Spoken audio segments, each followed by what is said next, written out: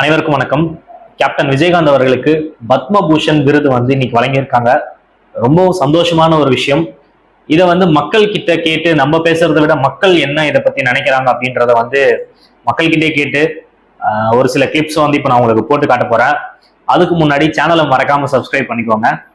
இப்பேற்பட்ட ஒரு மாமனிதனுக்கு கொடுக்கறது யாருமே குறை சொல்லாத ஒரு மனுஷன். இப்போ இந்த ஜென்ரேஷன்ல நாங்கள் இருக்கிற ஜென்ரேஷன்ல அவர் இருக்காருன்றது எவ்வளோ பெரிய பெருமை. நாங்கள் நேரில் பார்த்துருக்குறோம். எவ்வளோ பேர் நம்ம நாட்டை ஆண்டவங்களாம் எவ்வளோ பேர் மன்னர்கள் இருக்காங்க. அவங்களால நம்ம கதையில தான் படிச்சிருக்கிறோம், பார்த்ததில்லை. இப்படிப்பட்ட ஒரு மனுஷனை பார்த்து அவர் வாழ்ந்த காலத்தில் அவர் நம்ம தொட்டு பார்த்துருக்குறோன்ற மாதிரி எவ்வளோ பெரிய பெருமை இது. வரும் ஜென்ரேஷன் அவரை பார்த்து கொஞ்சம் வளரட்டும். ஏன்னா கடைசி நேரத்தில் கூட சொல்லியிருக்காங்க, இந்த போண்டாமணி இறந்துட்டார் சொல்லிட்டு அவர் குடும்பத்துக்கு 1 லட்ச ரூபா கொடுத்துருக்காரு.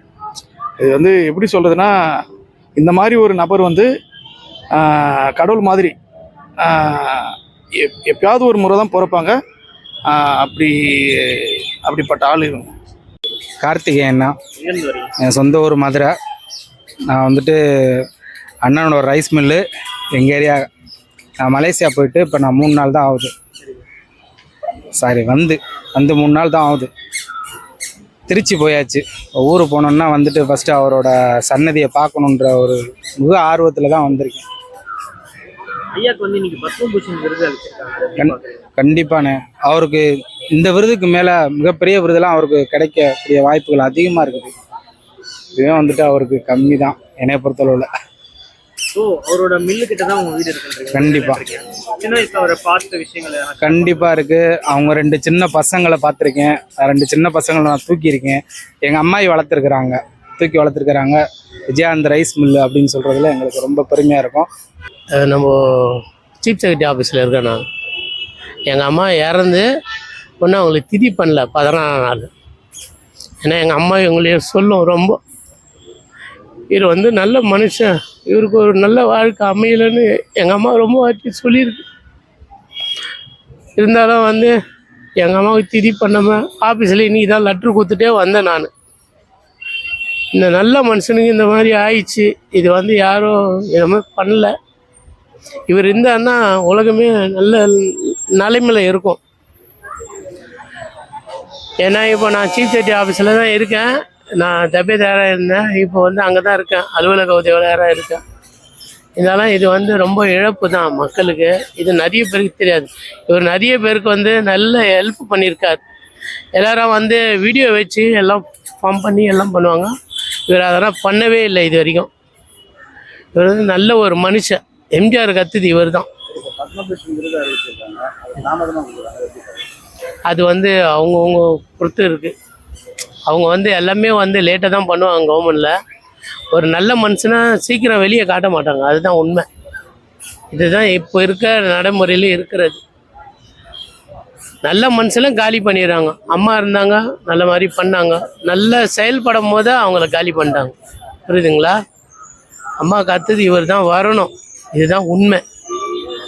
இதை நம்ம சொன்னால் ஏற்றுக்க மாட்டாங்க. நமக்கு குடும்பத்தில் நிறைய பிரச்சனை கொடுப்பாங்க. அவர் எல்லாருக்கிட்டையுமே சோசியலிசமாக தான் இருப்பார். அவர் குழந்தைங்களும் வந்துட்டுச்சுன்னா கூட நம்ம ரைஸ் மில்லில் விளாட்றது, நாங்களாம் சின்ன பிள்ளைங்களாம் இருக்கும்போது அந்த தமிழோண்டு தான் இருப்பானுங்க பசங்க.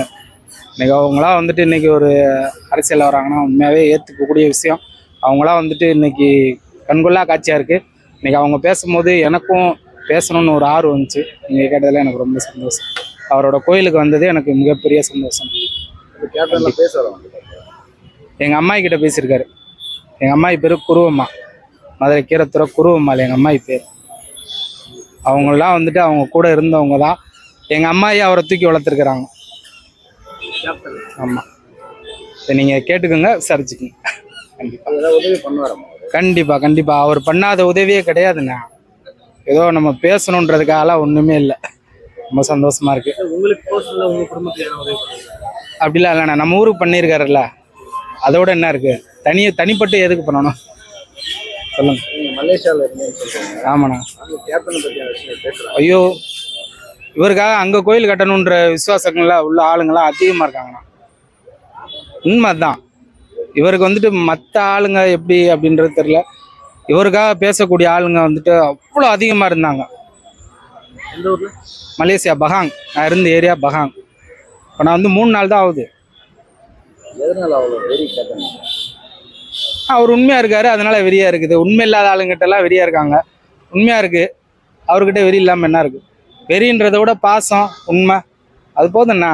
இது வந்து யாருக்குமே கிடைக்காது. ஏன்னா அவர் செஞ்ச புண்ணியம், அவர் செஞ்ச உதவிகள் தான் இந்த அளவுக்கு காரணங்க.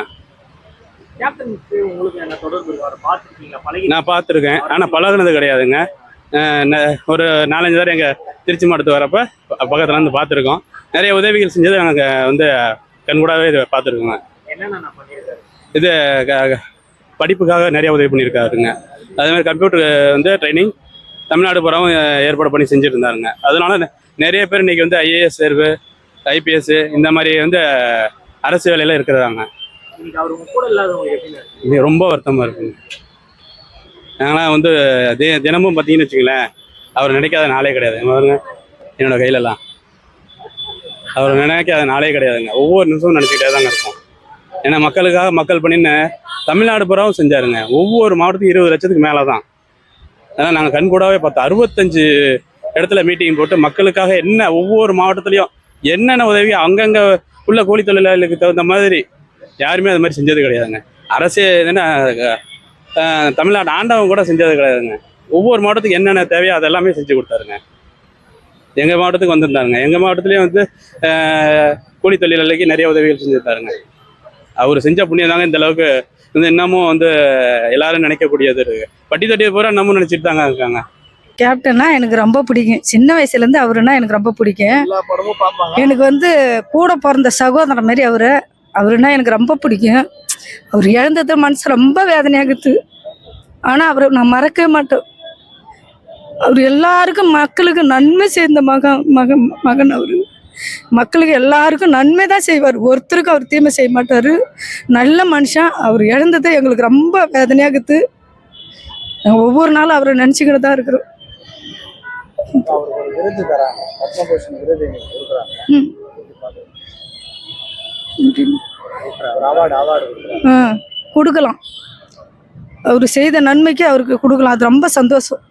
நான் சின்ன வயசுலேருந்தே அவர் ரசிகன் தான். இருந்தாலும் அவர் இறந்ததுனால ரொம்ப ரொம்ப மன வருத்தமாக தான் இருக்குது.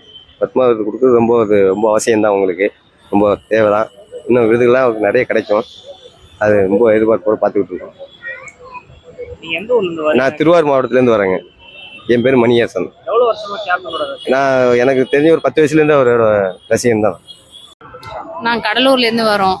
கேப்டன் சின்ன வயசுலேருந்து பிடிக்கும். நல்லா சூப்பராக நடிப்பார். ஆக்டிங்லாம் பயங்கரமாக இருக்கும் அவருக்கு.